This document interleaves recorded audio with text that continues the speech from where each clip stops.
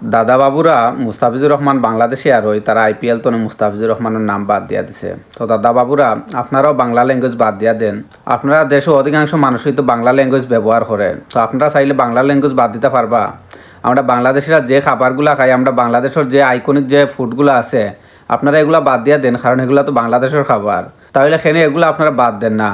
মুস্তাফিজুর রহমান যেহেতু বাংলাদেশি, এর লাগে আইপিএল তো তারে বাদ দিয়া দিলা। তাইলে আমরা যে জিনিসগুলো ইউজ করি, আমরা যে ল্যাঙ্গুয়েজগুলো ব্যবহার করি এবং আমরা যেই ভাষায় কথা কই, আমরা যেই জিনিসগুলো পড়ি, এগুলো বাদ দিয়া দেন, কারণ এগুলো তো আমরা বাংলাদেশের কিছু কিছু জিনিস তো আপনারাও ইউজ করেন না নি।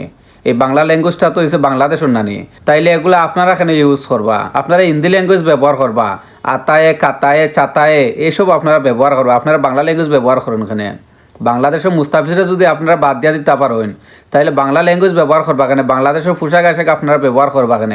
বাংলাদেশের যে জিনিসগুলো আছে আমরা ইউজ করি, আমরা বাংলাদেশিরা ইউজ করি, এগুলো আপনারা এখানে ইউজ করবা।